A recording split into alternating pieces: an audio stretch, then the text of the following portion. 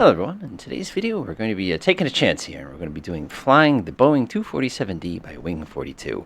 Now I'm super excited for this one. This is an amazing airplane, and it's also one of the more cost-effective payaway airplanes that I've seen in a long time, but it is also one of the most temperamental airplanes that I think I've flown in a while, and I was actually reading a little bit earlier on their forum that they're actually working to deal with some of the bugs that may come up during our flight today. But that being said, let's go ahead and get started. All right, looking around inside this thing, you immediately get the feeling of, woohoo, this thing's ancient. But it's actually worse than that. If you do things like float out here into the compartment, you'll actually realize that all this stuff works. You know, if I come back here to the stall and actually pull this thing open, kind of stick my head around the inside, you can actually, sit on the toilet and enjoy the flight from there if you wanted. It'll actually remember that I accidentally left that door open. Also, gotta love these little pieces, but hey, we're not here to do that today. We're here to actually operate this plane. So let's go ahead back up front and get it started. So first things first, I like to hide the yoke, just make my life a little bit simpler. I like to come over here to the parking brake. I like to click the parking brake to the on position. That's kind of a big deal. You're going to need that because one of the problems you're going to encounter is you'll forget to hit the brake or something. It'll start taking off on you early, which is not what we want. By the way, if you're wondering where we are, this is lovely Princess Juliana Airport. This is right in the beautiful St. Kitts, way down here. And like I said, fun place to be. So what I'm going to do now is I'm going to come down here and start getting all my systems all kind of pre-configured here. So I'm going to pop open the clipboard. We'll go and pull that sucker out. I kind of like this sucker. We have a bunch of useful information here. They tell us our takeoff is 6:36 and 22. They tell us our climb is 32 and 21. They say our cruise is 2 and 29.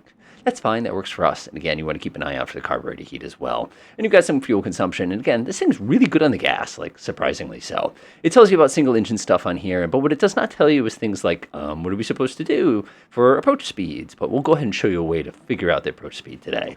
So I'm going to go to the next page. Right now, we have a full tank of oil, no gas. So one of the first problems I've learned from this particular airplane is, for whatever reason, and I really hope they fix this soon because this kills me just a little, is they forget to save your fuel state between different flights. Now, in this airplane, we can't just go up here and go, oh, give me a full tank of gas. It does not work that way in this system. You have to actually tell this guy over here, and he climbs up on your wing, and he goes ahead and fills the sucker up with gas, which can take a very significant amount of time. That's okay, though, because we have time, and we need to go ahead and run around and get the other parts of the airplane all ready to go here. So I'm going to let him go ahead and fill this thing up with fuel, and again, notice this is glacial. I can't tell you how many times I discovered that there was simply no fuel in the airplane, and that's why the darn thing wouldn't start. As far as the rest goes, I'm going to go to the next page. We're going to go have to get the ladder and the starting handle. Go ahead and connect both of those. These are going to get put into the queue so that we're going to go ahead and finish them a little later. Unfortunately, there's only one of these guys, so he has to fill all those tanks, which were not empty at the end of the last flight, to go ahead and even continue with this. But that's okay. While that's running, I'm going to go ahead and put this away.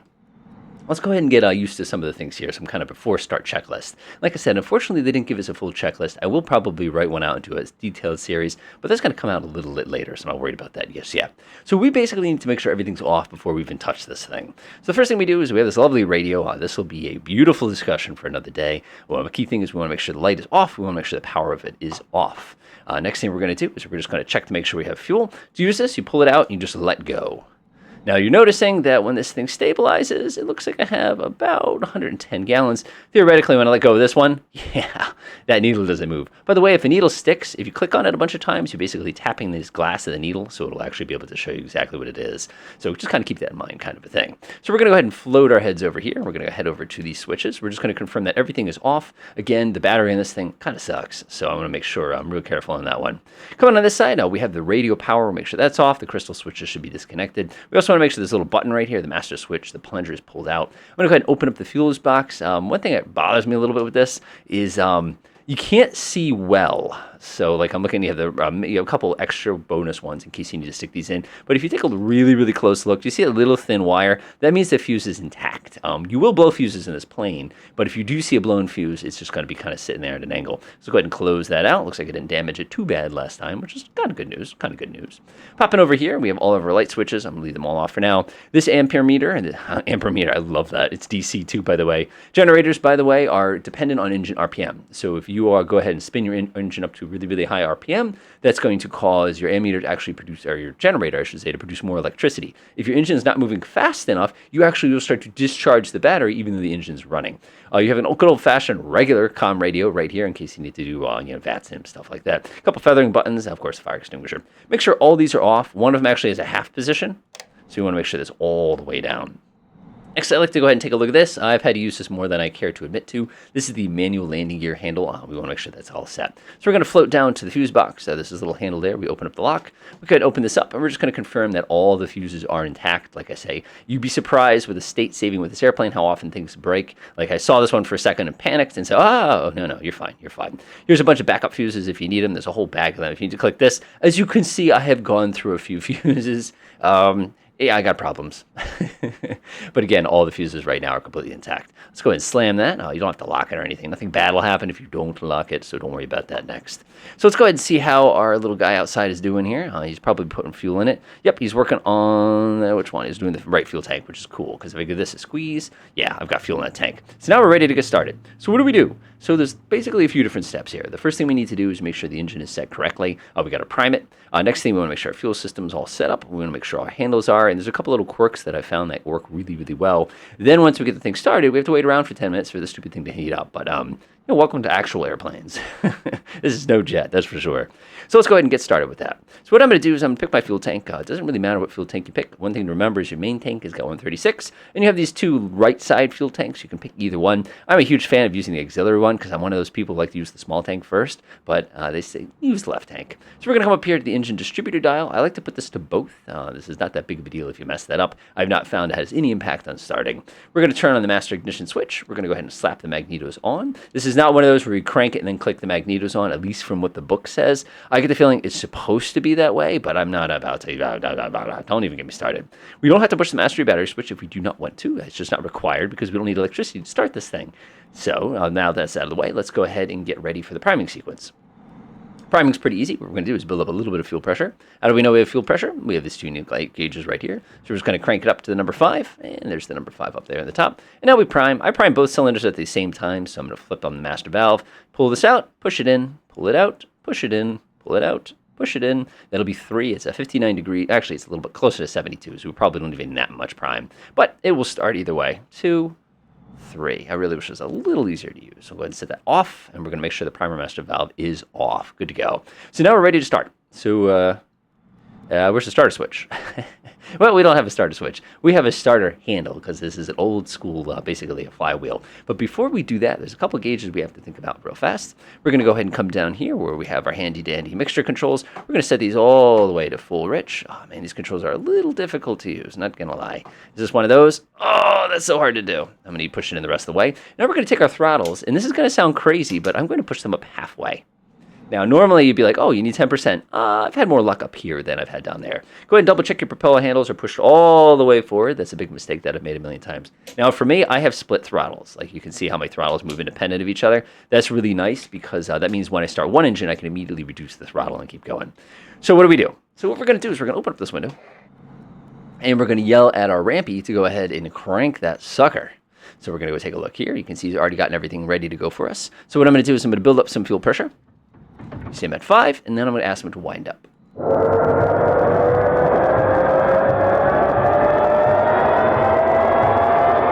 So we're listening for the RPM to stop going up.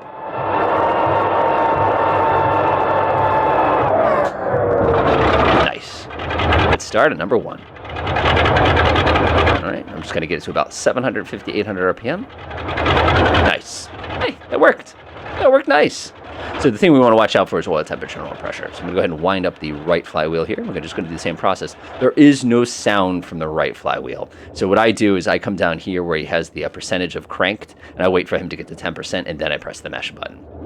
See, that's about to say 10%. We press mesh. Is it going to catch? It's going to catch. Nice. Go ahead and link those two together. And we had a good start. If you have starting issues, as I had a fantastic amount of starting issues with this airplane, there's probably something going on with the state saving of this aircraft. I don't know what it is about this plane, but it likes to remember the wrong thing when it gets shut down. Like it empties my fuel tanks, it empties my oil tanks, it keeps switches on that aren't actually on. It makes me absolutely nuts. And I guarantee you it's Flight Simulator's fault. But we're good. All right, so we're good. Engine's nice, good start on both sides. That never happens, I swear. So now we're going to go ahead and turn on the battery. push that sucker in, you're going to immediately get a discharge. So see how it's holding at about 0, but watch what happens when I flip on a light here. So I'll come to navigation lights, and click, and notice I'm discharging the battery, even though the engine's running. I'm discharging because this particular aircraft has a generator, like I said a few minutes ago. So if I actually want to not discharge, watch what happens as the RPM comes up. RPM comes up, the discharge rate will drop, and once I hit a start, it's going to get a little dancy as the generator clips in here, and it'll actually neutralize. I'll tap that with my finger a few times because, why not? All right, this is good to go. So what are we waiting for now? Now we got to wait for the engine to heat up. Actually, the engine's about 100 degrees, so we're really, really good already. So I'm just taking a look real quickly here, going through all my cylinders. You can see this cylinder is nothing. These two cylinders are about 100. By the way, you have to have realistic engine damage on for the cylinders to show temp. So we're good. So those engines are more than warmed up to actually get taxing. That's a nice thing about being out here in the Caribbean today. Nice and warm. We got good fuel pressure. Oil temperature is pretty good. Oil temperature is about 80. We could probably open up the oil coolers. The pressure is actually more than enough to go ahead and get ourselves rolling. What do we got for 1,000 RPM? I've taken this airplane into like the really, really, really cold environments, and it is a bear to get this thing rolling. So let's go ahead and get this thing rolling. So there is no ground handling cheats with slewing in this airplane. You can't do it. I was very disappointed the first time I found out. But what you can do is you can go ahead and hit the brakes, hold down the asterisk key on your see how the left brake's being held down there? I'm going to hold both brakes together. I'm going to release them. And what I'm going to do is I'm just going to kick the brake, and I'm going to hold down just the left brake. And also I'm going to go ahead and unscrew my throttles and go ahead and pop in the right throttle only. So what this is going to do is this is going to get us rolling here with both engines. Let's give it just a little bit. Whoa, keep it together. I know what the issue is. See, I always just use parking brakes, but unfortunately, they didn't give me parking brakes. Take the wheel chocks out, man. Come on, man. There it is. So I'm going to hold down the slash key, and notice just the left brake gets held down when I hold down the slash key. Again, this is on my numpad, but it will enable me to go ahead and turn the plane around, which I cannot do because I'm looking right there, and it appears that there's another building that I'm going to go smacking into there. So we're just going to hold the minus key instead, kick the rudder over. And basically, you're going to go give it just enough gas on the left side, and you're going to kind of keep tapping it every once in a while. A couple more taps to the right, a couple more taps. Again, I'm basically dancing on the right engine. I'm dancing on the right brake pedal. You can see how the plane pivots itself on that side. Jump back inside for a second. Keep an eye on my instrumentation. Keep in mind I'm running one engine a lot harder than I'm running the other engine right now. So you're going to have some temperature differences. But hey, welcome to the old days. If you have differential brakes, like a lot of people do on nice setups, I do not have differential brakes. I do have nice rudder pedals though. You're going to actually just go ahead and mangle that right brake to get this thing to turn quite nicely. And we're good. I'm going to go ahead and lock the throttles back and reduce it again. We don't want to be ripping along too much here. Otherwise, I'm going to end up overheating everything. One thing I do recommend is have a button on your computer that allows you to kind of stick your head up like this so you can see a little bit better because you don't want to go running into things like I always do. It's a common mistake on my part. Whoop, right engine's giving us a little bit of trouble, and it looks like the right engine has cut out. So I'm going to go ahead and hit the brakes here. We're going to go ahead and take a few moments to restart that sucker. All right. And away we go again. Gotta love stuff like this. So what I'm going to do is I'm going to do a nice short field takeoff here. And go ahead and release the parking brake, and we'll just get rolling. Keeping an eye on my cylinder temperatures. Obviously, we don't want to go past 450. That's a Fahrenheit scale this time. It is not the Celsius scale. And obviously, we want to keep a close eye on our oil temperatures and pressures. Well, the temperatures get up to about 100 degrees, which I think is about as hot as I'm going to let it go here. We're going to take ourselves a nice little midfield takeoff here, which is perfectly fine. Like I said, we got plenty of room. This thing is definitely a short field aircraft. Well, by short field, I mean shorter field aircraft. So we're going to come rumbling out here. And about 1,000 RPM seems to be happy with this thing. We're going to have to cool the oil off very quickly when we get airborne. I'm actually going to open up the oil flaps right away. Put a couple taps of the old brake there. And I think we're lined up and ready for takeoff here. Nice. Okay, let's go ahead and rip through our little takeoff here. We've got our landing lights, so we want to save those to the last possible second. If we grab those landing lights early, what's going to happen is you're basically going to discharge your battery, and you're going to lose your battery suddenly, which is irritating. The other thing we want to consider is go ahead and flip on our radio. Keep in mind, in the real world, we got a little tiny radio, so we can kind of talk to people. Don't worry about these two needles. They're going to do that the entire flight. They're just there to make you insane. We do want to go ahead and take a look at oil temperature and pressure. Oil pressure is beautiful. Oil temperature is a little high. So what I'm going to do is I'm going to come to the oil shutter. I'm going to snap these open just a tiny bit. Again, it doesn't take a lot. You want to keep the temperature between about 60 and 100. Same thing with the oil. Again, don't let your oil get too hot. Otherwise, you're going to have viscosity problems. And that, again, is one more thing that will make you crazy about this airplane. All right, we're ready to rock. So let's go ahead and do this. So I'm going to go ahead and hold the brake. Go ahead and smoothly apply power here. Again, this is an old plane. And you can see your manifold pressure is coming up very... Oh, there it goes. It'll do that to you. All right, we're just going to go right up to the limit, which is about 32, which is right there. And that's about as close. So what you're going to do is you're going to pull back on the stick during takeoff. You don't have to push the nose forward. Just pull back on the stick. You don't have to do anything fancy. And what will happen is all of a sudden the aircraft will be airborne. That's it. That is takeoff on this airplane. There's not a lot to it. Like I said, it's a pretty spritey performer as far as takeoff goes. Of course, it helps that we have, a nice Caribbean headwind here with all these thunderstorms in the vicinity. But hey, what are you going to do kind of a thing like that? So what we're going to do is we need to find ourselves a nice balance between different speeds. But before that, we're going to bring up the landing gear. So we have ourselves a little thing here. If that needle suddenly stops halfway up, that means your fuse blew. So what you're going to do is you're going to get yourself, go run over to the fuse box, go ahead and get yourself a new fuse for that, stick that sucker in there right away. We have about a minute left. We want to neutralize the gear motor here. We don't want this thing to be going all afternoon. So what I'm going to do is I'm going to pull my throttle back just a tiny bit. I'm going to go ahead and reduce my RPM. I'm going to come down to about 2100 RPM. So we're just going to kind of keep an eye on that. I'll give it a little more of the manifold fresher here. Whoa! This thing is just quite a handful. You can guess why they have a big cruise here. 2100 RPM, set. And we are on our way. Yes. So on our climb here, a lot of things we want to keep an eye out. This, like I said, has got one of the best trims I've had in a long time. I love the trim on this plane. I can just tap, tap, and the thing's like perfectly in trim. I love that. So what we would do is we want to keep an eye on our temperatures here. To go through the temperature gauge, we can just go snip, snip, snip, and just look through all the different temperature combinations. You can see I've got one very cold center cylinder. I don't know what the deal with that is. And pop me over to our oil temperature. Beautiful, beautiful temp. 70 and less than 100. Lovely. So we'll go ahead and proceed on our little flight here. We're not going to be flying up too high. There's some pretty nasty clouds. Now, some of you are probably saying at this point, wow, that was a lot of work. How do you navigate? Well, you do dead reckoning, and you've got this beautiful radio set up over our heads. We're going to skip that for today. But what I do have is a lovely GTN 750. Now, for those of you who have this add-on, this is a free add-on. The company is PMS50. That's what they call it. It's going to tell me I need to update this because I swear they have an update on this thing once a week. But what it'll do is if I press the map button, check it out. I know exactly where I am, and I know exactly where I'm going. So this is one of these neat little tricks. The other thing, did we just lose an engine? Nope, we're good. We just hit some turbulence, it looks like. The neat thing about this is you now have the ability to quickly change your radiation frequencies. You also have the ability to monitor your speeds. You have the ability to monitor your air speeds. All sorts of cool things. So it gives you a nice little modern touch for those of you who are looking for the modern touch. Otherwise, this aircraft has nothing. So you're completely on your own as far as everything else goes with this plane. So we're going to go ahead and climb just a teeny tiny bit more. This is a pretty safe speed. Like I said, about 100 miles an hour is kind of the sweet spot. If you lose an engine, I think it's on like 98 is your busy or something like that. We can easily get 150 knots out of this thing, but we're going to get going up just a teeny tiny bit more. That looks pretty good right there. I'm going to go ahead and level my plane off. When you level this plane off, it's going to be a little confusing. And let me show you what I mean when I level off. See what I mean? Told you it'd be confusing.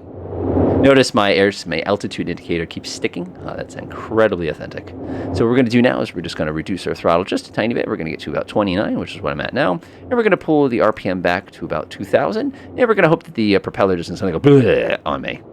Got it. That's a technical term, by the way, when that happens. There we go. We're going to go through these clouds, which is highly illegal in visual flight rules. So we want to keep an eye out for that. We're going to take a peek. There's no flaps on this thing, so we just go. And that's one of the coolest things about this plane is it is literally the definition of a just go plane. One of the things that's a little difficult is the default field of view or the default head position puts you at kind of a funny angle.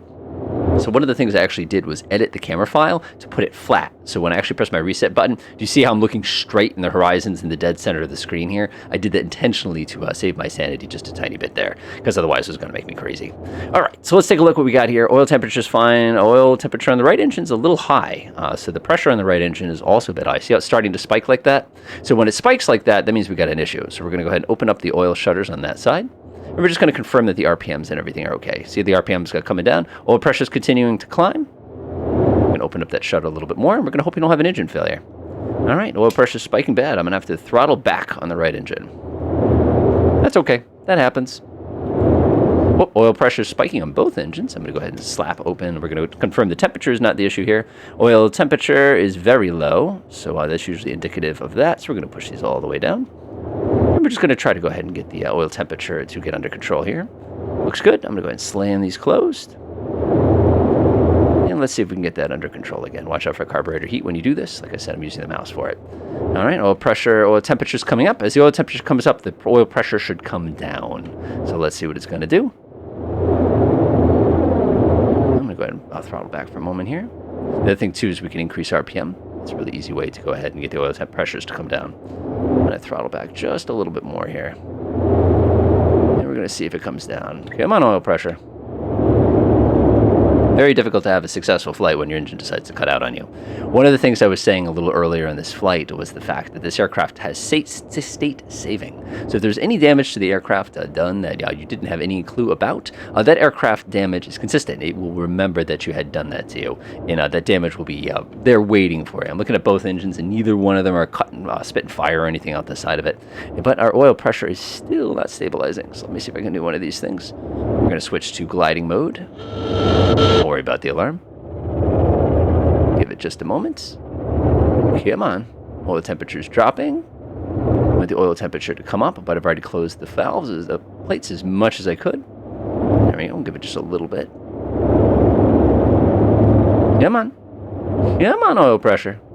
This is a known issue because of the state saving, so you'll have to forgive me here. But that being said, we've gotten a pretty good amount of this. Welcome to part of the fun of flying this airplane. This would probably be a case where we would fly back and land the plane rather than continue flying over water. That could end pretty badly for us. So what I'm going to do is I'm going to fix with the oil pressure some more, and I'll see you folks at the landing. All right, we got the oil pressure under control. So the reason the oil pressure was giving me issues is because the oil temperature got too low. So because the outside air temperature is about 70 degrees, basically got everything wicked hot. So the problem was, remember how I opened these oil shutters a little while ago? That doesn't feel right to me, but the secret to solving the issue was to just slap the oil pressure shutter levers all the way closed and leave them there. Now my temperature's coming down and my oil pressure's coming down. So that was the magical trick there.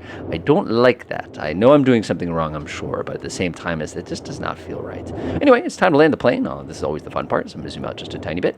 The runway we're looking for is very, very awkwardly placed. It's this little teeny tiny thing right here. So we're going to go ahead and do a circling approach to get ready for our landing here. So what I'm going to do is I'm going to go ahead and push my throttle at the about back quite a bit. We don't want to shock cool the engines. These are not water cooled engines or anything like that. And we're just going to go ahead and nose over.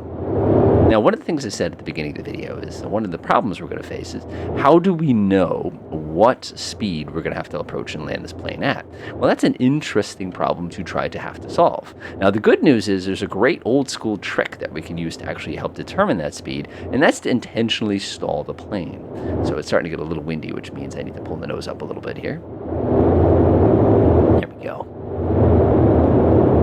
Kind of enjoy this little nice tight turn. I'm going to go put the RPM up just a teeny tiny bit, assuming it's going to let me.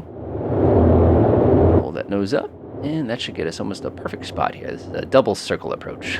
It's like a fake overhead approach is basically what it is. But that is a tiny runway, so I'm not going to try to land on that until I've lost a lot more altitude. Now, the interesting thing with this aircraft is the approach speed is about the same as the Cessna 172, which is amazing given the sheer size of this plane. Yeah, it's not that this is a big plane, it's one of those kind of neat rumbly planes. Keep doing my little turn here, almost done with it. There we go, just kind of enjoying losing some altitude here, making my passengers extremely uncomfortable. Look at the compass, it's so sad. Love stuff like that. All right, so let's go ahead and do my old trick here, which will adapt my speed quite nicely. Dizzy yet? Nice. Okay, so here's what I'm going to do. I'm going to go ahead and pull the nose out like this. I'm going to pull the throttle all the way to 0. It's going to yell at me. I love that sound. And what we're going to do is we're going to intentionally stall the aircraft. And we're going to try to figure out what speed it stalls at. 80 miles an hour. Oil pressure is going to die. You would never do this with these engines, but this is a great trick. All right, it's starting to get a little weird on me. I'm doing 45 knots. Oh my gosh. Pull the nose up. Looks like 60 miles an hour. And here comes the stall. Okay, 60. There it is. We're going to push the nose forward. We're going to apply full right, and we're good to go. So 60 miles an hour. So what does that mean? That means that this aircraft stalls at 60. So if we want an approach speed, we simply take 60 and multiply it by 1.3. So if we take 60 times 1.3, that's going to give us a speed of 80 miles an hour. So we now know what our approach speed is. So what we're going to do now is we're going to line ourselves back up at that lovely runway. We're going to go ahead and slam the landing gear handle down. We got to get on 100 miles an hour, otherwise the landing gear very, very unhappy with you. Landing gear lever down. Don't be surprised if you blow a fuse the first 15 times you do this. RPM is going to come up. Landing gear's coming down. I think I might actually get away with this time. And we are perfect. Landing gear are in the down position. Let's go ahead and run through the pieces here. We can turn on the landing lights if we wanted to. We want to make sure the gear motor is neutral, because that's the motor that always fails. So now, for those of you who have not landed here before, it is quite a trip. We're going to get ourselves up to the 80 miles an hour, which is our approach speed. Again, the way we calculated that was to intentionally stall and then multiply that by 1.3. Although, for the record, that was a very odd stall. Let's go ahead and look out the window here. When I say this is a tiny runway, I am not joking. Don't be surprised if I have to do some finger quote ground handling to safely get this thing on the ground. That being said, if you take a look over on my left here, you'll notice that my actual approach speed is 49 knots. I'm approaching slower than a Cessna 172 can. So I just kind of keep that in mind. That's one of the great quirks about this aircraft. Cheat just a little bit here. All right, let's do it. Pull the throttle back just a little bit. Now, some of you are going, why didn't you choose to land in the other direction? Wouldn't that have just been simpler? I can't make it easy for me. The wind's not coming from that way. So what we're going to do is we're going to power our way right over the top of those trees. Give it a little bit of power here. There we go. Let the nose come down. This is such a fun runway to land in the real world. And what we're going to do is a super steep approach. Nose up, pull the throttle back, and we're just going to hold the thing all the way to our chest. We're going to come down on two wheels. And we're going to push the nose forward and hold the two wheels. Hold the brakes, keep the nose forward. Hold the wheels, nose forward, and we're going to pull back gently. And we've reached our destination. All right, folks, hopefully this video is helpful. This is a really, really neat, look at all the little, I just like that much runway, eat it. So hopefully this is a pretty exciting video. Like I said, this is a real airport in a real place. You can actually go, you knew that was going to happen. Speaking of which, to shut the airplane down, let's go ahead and put that away real fast. Which I always like to do is I just set the fuel tank selector off. I set these off. Set these off. You want to go ahead and kill your battery. And then if Microsoft's going to do that, don't stop there. Next thing what you want to do is you want to 0 to magnetos, pull that little switch out right there, and then you want to go ahead and pop all these things back so that you're ready to go. Hopefully this video is interesting. Like I said, it was a neat little opportunity to fly this. We'll have another video a little later on explaining how this little magic box works. But other than that, enjoy.